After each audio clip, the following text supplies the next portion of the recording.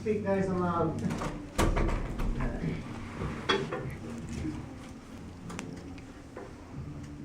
Shooting for Equality, Annie Oakley, Mae Welsch, Individual Performance, Senior Division.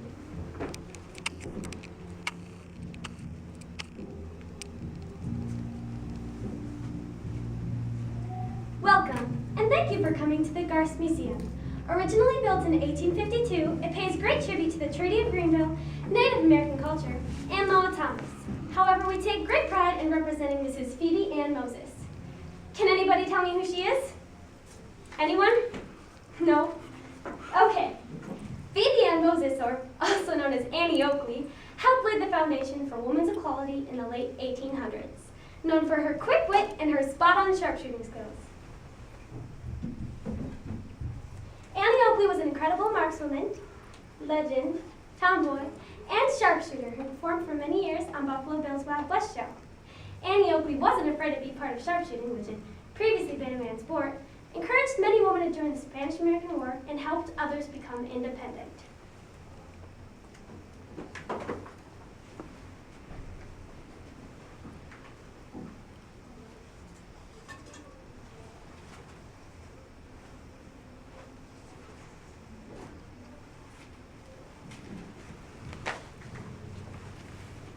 Everybody, I'm Annie Oakley, and this is where I was born in Patterson Township, Ohio, on August 13th, 1860. My mother Susan and my father Jacob Moses were very poor, and my father died of pneumonia when I was just 6 years old, leaving her with my 8 siblings and I, 7 sisters and a brother named John. I didn't particularly care for the 1890 Victorian era attire like my sisters. I never did take kindly to the idea of being stuffed into an oversized dress and being constricted tighter than a rattlesnake by their glorified corsets. My brother John, on the other hand, shoot, we were 2 peas in a pod. Playing outside in the long summer days, he always understood, even in the hardest of times. My childhood was a wonderful dream until my father passed. My mother did her very best to raise us, but 9 kids took its toll. She ended up sending 2 of my siblings and I to the local poor farm. Samuel and Nancy Eddington owned that dreadful farm. They promised me schooling, money, and protection, but they would punish me if I studied, overwhelm me with work, and wouldn't let me leave. During my 2-year stay, I felt as if I was a prisoner. I was beat, starved, frozen, overworked, and sexually abused. By 1872, I had had enough, and I ran to my mother's 2 closest friends, G. Anthony and Charles Leopold Katzenberger, where they treated me kindly. They offered me money if I stitched their clothes and tended to the infirmary dairy.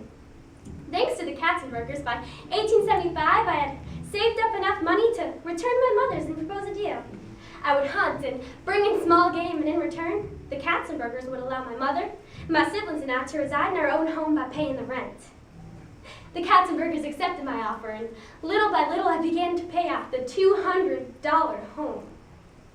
During the 1800s, women didn't typically pay for their own home, but I was determined. I believe that independence is important, for without it, women would be expected to sit in their house cooking and cleaning all day, while their husbands went out and brought in all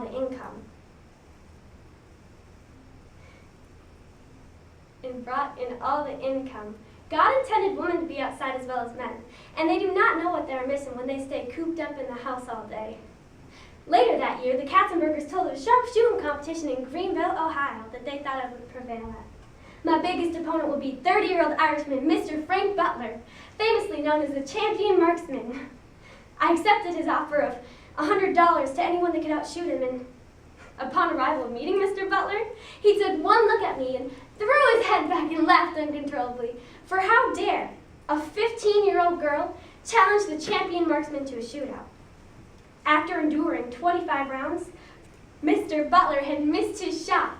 I gave him a devilish grin and made him regret every foul-mouthed comment he had ever made about a woman not being able to handle a man's sport.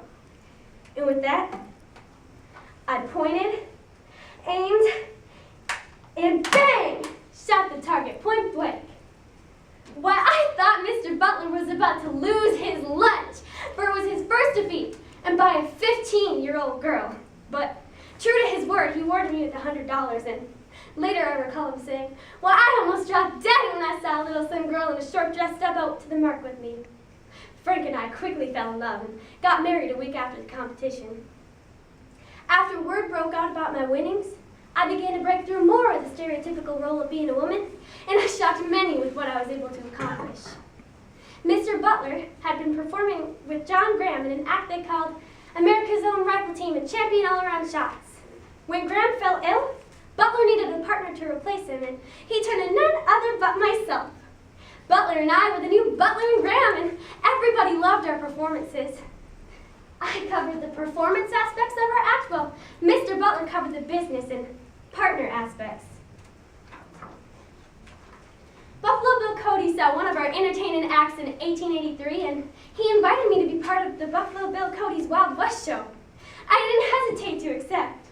I was now known as the first woman superstar.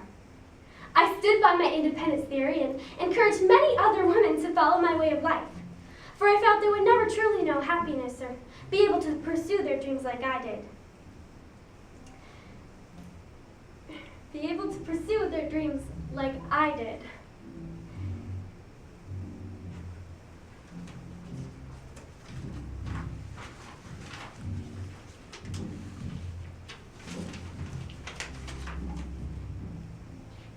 A woman who understands guns can protect herself in a time of danger.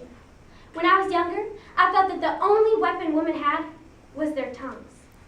This impacted and handicapped many women when in a time of danger. But this is when I realized I could fix that. It could be remedied by teaching women how to use a revolver.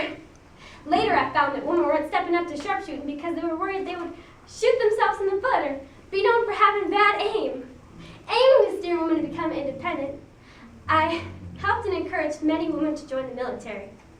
I gave shooting lessons, tips, and guns, and I encouraged over 15,000 women during the course of my life on how to properly defend themselves and their country. In 1901, when President McKinley sent me a letter asking me to join the Spanish-American War if it were to break out, I eagerly replied. I offer the services of 50 lady American sharpshooters who would provide their own arms and ammunition to the government should war break out with Spain. He declined my offer. And not long after, another request was sent to me by President Woodrow Wilson asking me to join the Central Powers. I gave him the same response, and once again my offer was declined. It was aggravating and hurtful to see how negatively the U.S. felt towards women. Seeing this, I knew change was needed. I pushed harder, and I decided to teach marksmanship to the troops. Being that I'm a lady with much more knowledge in the field of firearms, they were shocked and in awe of my achievements. I traveled across the country for the National War Council and Young Men's Christian Association, now known as the YMCA, and War Camp Community Service. They called me the best woman sharpshooter. They called me Hope. And they called me the most famous woman in history. Today, women can compete in shooting sports without being questioned, stand up for their beliefs and what they love, and be able to defend themselves in the street. Aim for a high mark and you will hit it. No, not the first time, nor the second, maybe not even the third, but keep on aiming and keep on shooting, for only practice will make you perfect.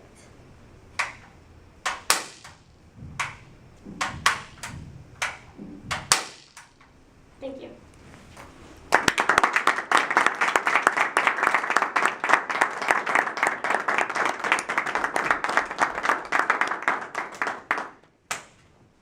Okay, and a few questions. The other History Day tradition. Okay, so you were searching for a topic.